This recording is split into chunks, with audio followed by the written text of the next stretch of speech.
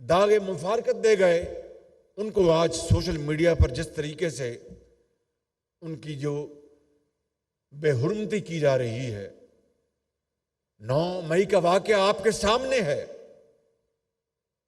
اس سے زیادہ دلخراش واقعہ پاکستان کی تاریخ میں کوئی نہیں ہوا۔ 1971 کا جو سانحہ ہوا اور جو قائد کا ملک جو دو لخت ہو گیا، آج وہاں پر ان کرداروں کے ساتھ کیا سلوک ہو رہا ہے، مجھے اس کے اوپر کچھ نہیں کہنا، لیکن انگریزی میں کہتے ہیں کہ وہ گوز اراؤنڈ کمز اراؤنڈ، یعنی جو آپ بیجتے ہیں وہی آپ کاٹتے ہیں۔ تو آج میں سمجھتا ہوں کہ ہمیں اس بات کا فیصلہ کرنا ہے، اور علماء کرام سے زیادہ معتبر اور لائق احترام طبقہ اس ملک میں اور کوئی نہیں جو کہ امن اور بھائی چارے کا پیغام اس کو آگے لے کر چلے، اور ملک کے اندر جو منافرت کی سیاست ہو رہی ہے، ملک کے اندر جو تقسیم در تقسیم ہو رہی ہے، اس کے خاتمے کے لیے ممبر رسول سے آپ سے زیادہ کوئی اور معتبر آواز ہو نہیں سکتی۔ تو میں سمجھتا ہوں کہ چاہے کسی کا کسی بھی مکتبہ فکر سے تعلق ہے، ہم سب مسلمان ہیں، ایک خدا کو ماننے والے ہیں، ایک رسول کو ماننے والے ہیں، اور ایک کتاب کو ماننے والے ہیں۔ فروعی اختلافات میں پڑھ کر ہم اپنا وقت ضائع کریں گے تو آپ کے اوپر ایک بہت بڑی ذمہ داری بھی ہے، جہاں پر اللہ تعالیٰ نے آپ کو بہت بڑا مقام بھی عطا فرمایا ہے۔ آپ کے اوپر ایک بہت بڑی ذمہ داری بھی ہے کہ معاشرے میں اس تقسیم در تقسیم کا خاتمہ کروائیں اور ملک کو ترقی و خوشحالی کی طرف آگے لے کے بڑھیں۔ یقین کریں کہ آج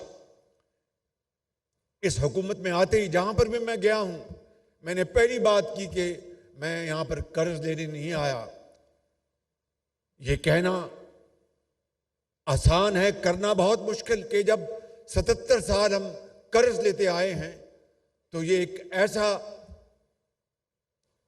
ایک چنگل ہے جس سے آزادی حاصل کرنا کوئی آسان کام نہیں، لیکن جب قومیں فیصلہ کر لیتی ہیں کہ نہیں ہمیں عزت کی زندگی گزارنی ہے، ہمیں روکھی سوکھی کھانی ہے، لیکن پاکستان کو عظیم بنانا ہے اور اس ملک کو قرضوں سے جان چھڑوانی ہے، تو میں سمجھتا ہوں پھر کوئی بڑی سے بڑی رکاوٹ مشکل نہیں بن سکتی۔ اس میں آپ کا، پھر علماء کرام کا، مشائخ اعظام کا ایک بہت بڑا کردار ہے۔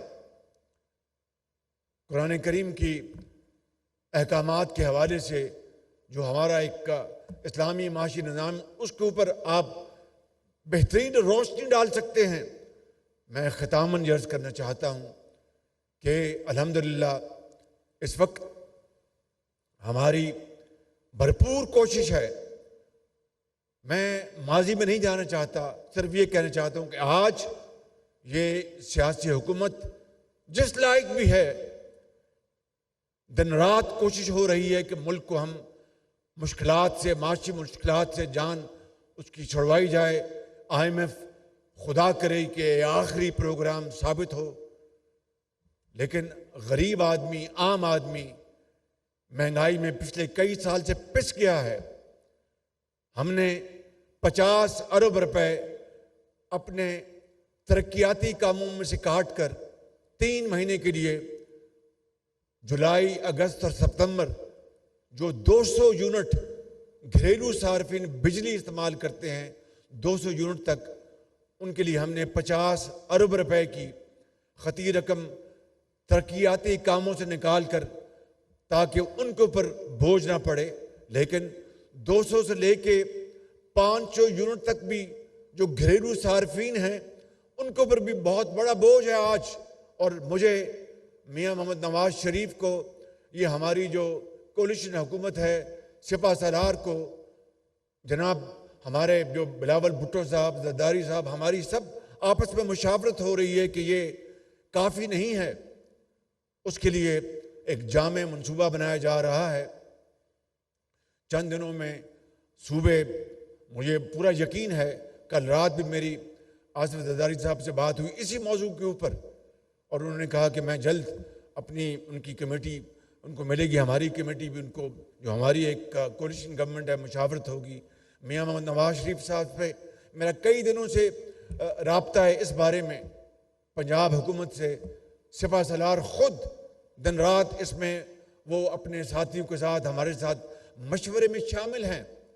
یہ ہے وہ فرق ماضی کا اور آج کا کہ مکمل مشاورت ہے، اور تاکہ یہ ملک آگے چلے تو میں آپ کو یہ کہنا چاہتا ہوں کہ مجھے پوری امید ہے کہ انشاءاللہ اس معاملے میں کہ مزید غریب آدمی کو بجلی کی قیمت یا مہنگائی سے، اس کے بوجھ سے مکمل طور پر تو شاید ابھی فی الفور آزاد نہ کیا جا سکے، لیکن اس میں مزید کمی لانے کے لیے پوری دن رات کاوشیں ہو رہی ہیں، اور آپ دیکھیں گے کہ صوبہ پنجاب، صوبہ سندھ اور باقی صوبے اس کے اوپر اپنا بہت جلد اپنا اعلان کریں گے۔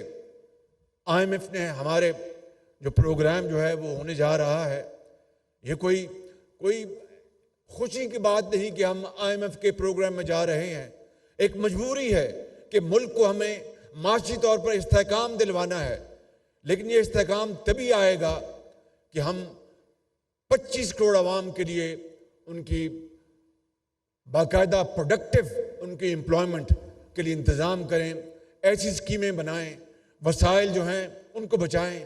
FBR جو کہ وسائل جمع کرنے کا ذمہ دار ادارہ ہے، دن رات میری وہاں پر میٹنگز ہوتی ہیں۔ پاور سیکٹر جو بجلی کا جو ادارہ ہے، دن رات میٹنگز ہوتی ہیں، اور میں کہنا چاہتا ہوں even at the cost of reputation, even of the cost of reputation کیا کہتے ہیں یار اردو کو، یعنی اگر میں اس کو دوبارہ بھی دہراؤں تو یہ کافی نہیں ہے، مجھے دہراتے رہنا چاہیے کہ ان تمام امور کے اوپر یہ ہماری سیاسی حکومت اور ہمارے ادارے سپہ سالار پوری طرح یکسو ہیں، یکجاں دو قالب کی طرح۔ تو یہی وہ طریقہ ہے کہ پاکستان کو ان مشکلات سے نجات دلوائی جا سکتی ہے اور پاکستان کو اس کے پاؤں پہ کھڑا کیا جا سکتا ہے۔ میں سمجھتا ہوں کہ آج کی اس انتہائی مبارک محفل کے نتیجے میں یہاں پر بڑے بڑے اللہ کے لوگ بیٹھے ہیں جو کہ فجر کے وقت، تہجد کے وقت سجدہ ریز ہوتے ہیں اور ملک پاکستان کے لیے دعائیں کرتے ہیں۔ آپ کی دعاؤں کے نتیجے میں، آپ کے اخلاص اور آپ کی محبتوں کے نتیجے میں پاکستان ضرور انشاءاللہ ایک عظیم قوت بنے گا۔ میں ان الفاظ کے ساتھ آپ سب کا شکریہ ادا کرتا ہوں۔ اگر آپ کا کوئی سوال ہے تو سپہ سالار تشریف فرمائیں، میں بھی ہوں، تو انشاءاللہ کوشش کریں گے اس کا کوئی جواب دیا جائے۔ آپ کا شکریہ۔ پاکستان پائندہ باد۔ وزیر اعظم شہباز شریف کا کانفرنس سے خطاب، ان کا کہنا تھا سپہ سالار جنرل سید عاصم منیر نے جامع تقریر کی۔ کانفرنس میں تمام شرکاء کو خوش آمدید کہتا ہوں۔ سپہ سالار کی گفتگو دنیا کے خالق و مالک کا بتایا ہوا راستہ ہے۔ 14 اگست 2024 کو ہم 77واں یوم آزادی منائیں گے۔ کروڑوں لوگوں نے خون کے دریا عبور کیے، تب پاکستان وجود میں آیا۔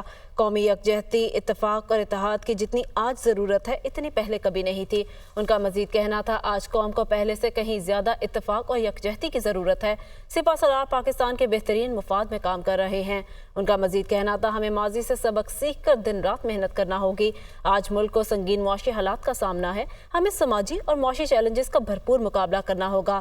شہباز شریف کا مزید کہنا تھا ہمیں اپنی صفوں میں ان لوگوں کو پہچاننا ہے جو ملک کو نقصان پہنچا رہے ہیں۔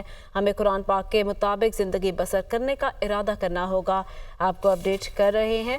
وزیر اعظم شہباز شریف کانفرنس سے خطاب کر رہے تھے۔ ان کا کہنا تھا ہمیں اسلامی تاریخ سے سبق سیکھنا ہے۔ افواج پاکستان نے دہشت گردی کے خلاف بڑی قربانیاں دیں۔ 2018 سے پہلے عوامی خدمت کا نام تھا۔